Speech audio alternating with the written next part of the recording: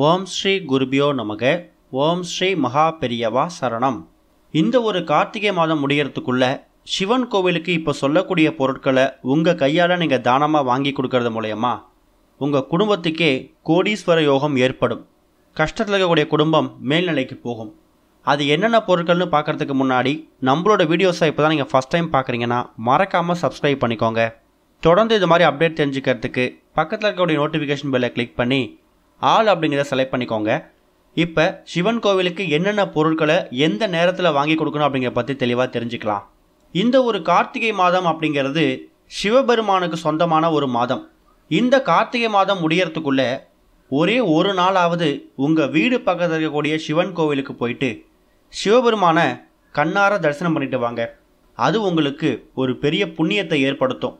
இந்த கார்த்திகை மாதம் சிவபெருமானுக்கு உரிய மாதம் அப்படிங்கிறதால அவருக்கான வழிபாட்டை நீங்கள் தொடர்ந்து தினமும் செஞ்சுக்கிட்டே வர்றதால கஷ்டத்தில் இருக்கக்கூடிய குடும்பம் கூட கடன் இல்லாத நிம்மதியான வாழ்க்கை வாழ முடியும்.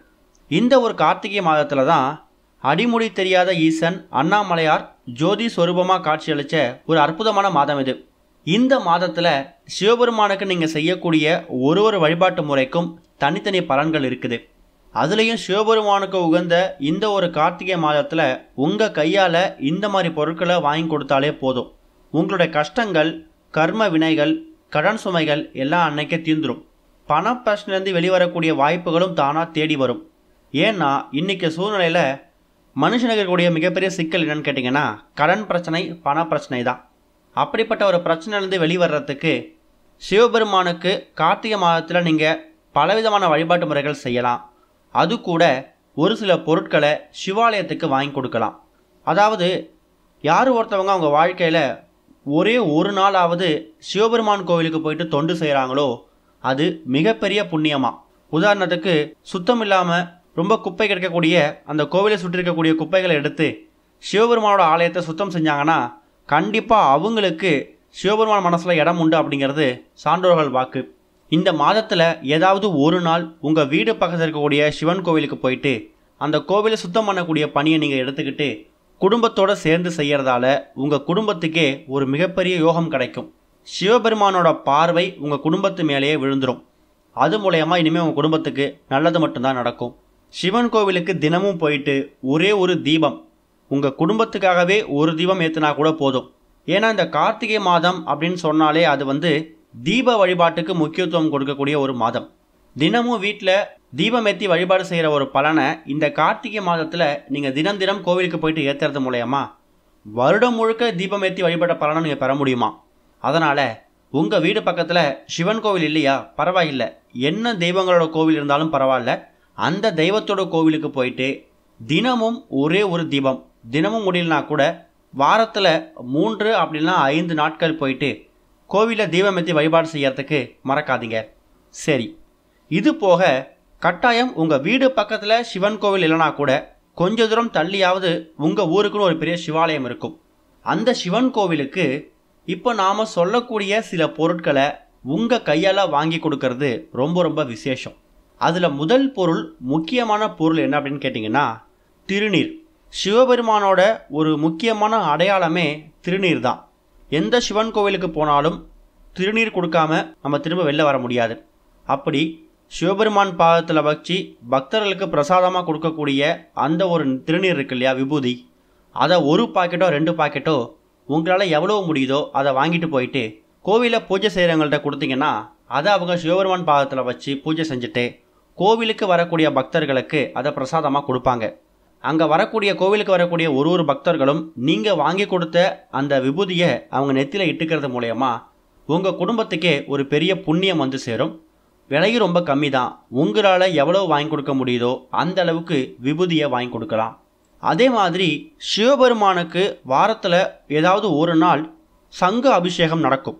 அந்த சங்கு அபிஷேகத்துக்கு சில கோவில்களில் சங்கு இருக்கும், சில கோவில்களில் சங்கு பழசாக இருக்கும், இல்லை சங்கு இல்லாமல் கூட இருந்திருக்கலாம்.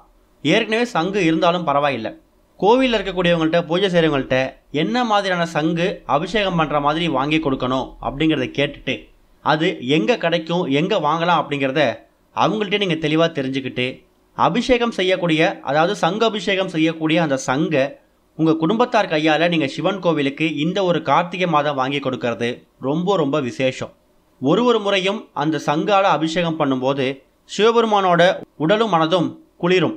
அந்த நேரத்தில் உங்கள் குடும்பத்துக்கே மன நிம்மதியும் சந்தோஷமும் ஏற்படும்.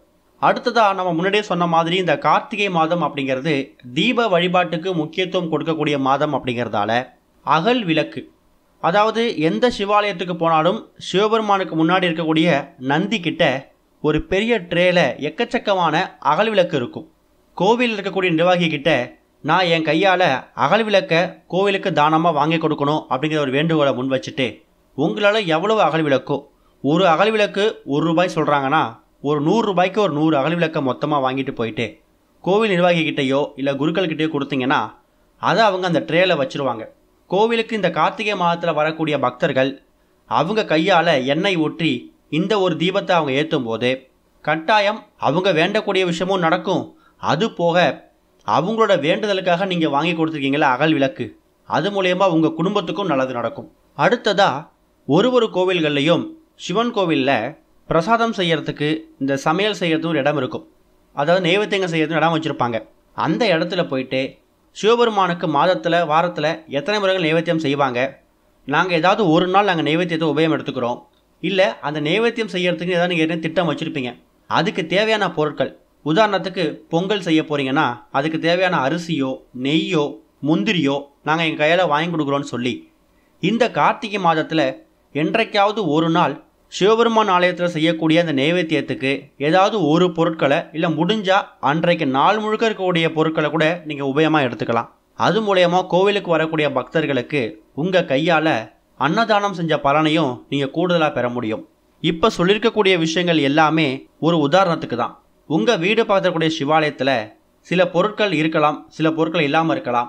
அந்த மாதிரியான பொருட்களை அவங்களோட தேவைக்கேற்ப தெரிஞ்சுக்கிட்டு அதையும் வாங்கி கொடுக்கறது விசேஷம். சில கோவிலில் பார்த்தீங்கன்னா அந்த அளவுக்கு வெளிச்சம் இல்லாமல் ரொம்ப இருட்டாக இருக்கும், பெரிய அளவில் டியூப்லைட்லாம் இருக்காது. இந்த கார்த்திகை மாதம் அப்படின்னு சொன்னாலே ஒளி வீசக்கூடிய ஒரு மாதம் இல்லையா? அப்படி கோவிலை சுற்றி இருக்கக்கூடிய எரியாத மின் விளக்குகள், எரியாத லைட் இருக்குல்ல, அதுக்கான உபயோகத்தை கூட நீங்கள் ஏற்றுக்கலாம். எந்த அளவுக்கு சிவாலயம் பிரகாசமாக இருக்குதோ உங்களால் அந்த அளவுக்கு உங்கள் வாழ்க்கையும் பிரகாசமாக இருக்கும். நீங்கள் அதிகமாக செலவு பண்ணுங்கிற அவசியம் கிடையாது. உங்ககிட்ட ஒரு ₹100 தான் இருக்கா, அந்த ₹100க்கு சிவாலயத்துக்கு என்ன பொருள், அதுவும் இல்லாத பொருளை வாங்கி கொடுக்க முடியுமோ அதை உங்கள் கையால் முழு மனசோட முழு பக்தியோட வாங்கி கொடுத்தீங்கன்னா அதை சிவபெருமான் சந்தோஷத்தோடு ஏற்றுப்பார். ஏற்றுக்கிறது மட்டும் இல்லாமல் அவர் மனசுக்குள்ளே உங்கள் குடும்பத்துக்குன்னு ஒரு தனி இடத்த ஒதுக்கிடுவார். இந்த ஒரு கார்த்திகை மாதம் முடியறதுக்கு இன்னும் ஒரு 18-20 நாட்கள் இருக்குது. என்றைக்காவது ஒரு நாள் இதை முயற்சி பண்ணுங்கள். கட்டாயம் உங்கள் குடும்பத்துக்கு நல்ல முன்னேற்றம் ஏற்படும். ஓம் ஸ்ரீ குருபியோ நமக. ஓம் ஸ்ரீ மகா பெரியவா சரணம்.